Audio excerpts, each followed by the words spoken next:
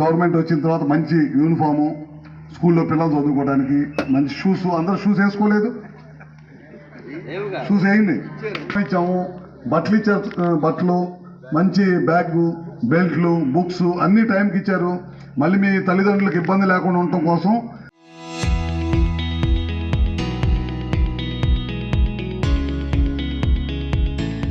తల్లికి వందనం అనే ప్రోగ్రాం ద్వారా ఒకరున్నా, ఇద్దరున్నా, ముగ్గురున్న పిల్లలకి అందరికి కూడా చదువుకోవడానికి వాళ్ళ తల్లిదండ్రుల అకౌంట్లో డబ్బులు వేసారు గవర్నమెంట్.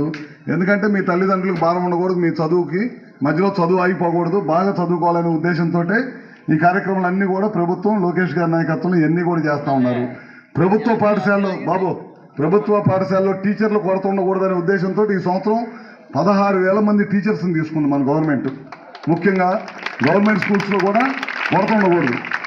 గతంలో 10 మంది టీచర్లు ఉండాల్సిన చాట 3, 4 ఉండి ఒక 5-6 తరగతులు ఒకే టీచర్ చెప్పేవాడు. అట్లా లేకుండా ఉండటం కోసం స్టాఫ్ కూడా ఫుల్గా ఉండాలి. ముందు టీచర్లు ఉంటే కదా పిల్లలకి చదువు చెప్పేది.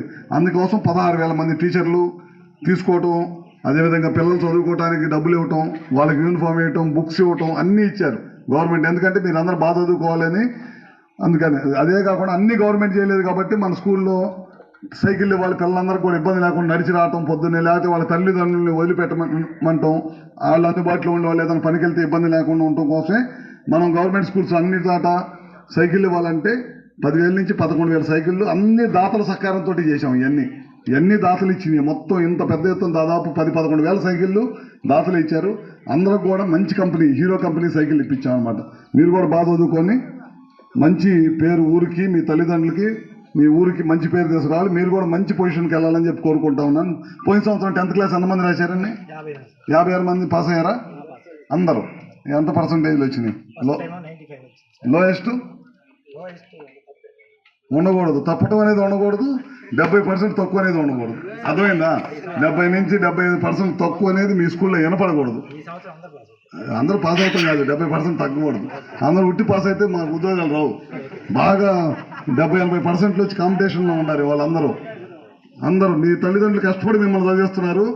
మీరు కష్టపడే పని లేకుండా ఉండాలంటే మంచి ఉద్యోగంలోకి రావాలి. మీరు అందరూ ప్రైవేట్ ఉద్యోగమో, గవర్నమెంట్ ఉద్యోగమో ఏదో ఒకటి మనం గ్రామంలో మీ నాన్న వాళ్ళు కష్టపడి పనిచేసి మిమ్మల్ని చదివిస్తున్నారు. అందుకని మీరు కూడా మంచి స్థాయికి ఎదగాలి. మీరు సాయంత్రం పూట ట్యూషన్ పెట్టండి అందరికీ. 10th క్లాస్ వాళ్ళు ఎవ్వరు కూడా తప్పాము, తక్కువ 60% అనేది ఉండకూడదు. 70-75% రావాలి అందరికీ. అట్లా తయారు చేయాలి మీరు ఊర్లో పిల్లలందరినీ.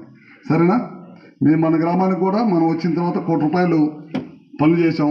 వర్కులు, సీసీ రోడ్లు కానీ, డ్రైన్లు కానీ కట్టాము. ఎవరో దాతల సహకారంతో మళ్ళీ మన కమ్యూనిటీ హాల్, ఎస్సీ కాలనీలో కమ్యూనిటీ హాల్ అడిగితే 30 లక్షలతో అది కడతాం, తొందరలోనే అయిపోయింది.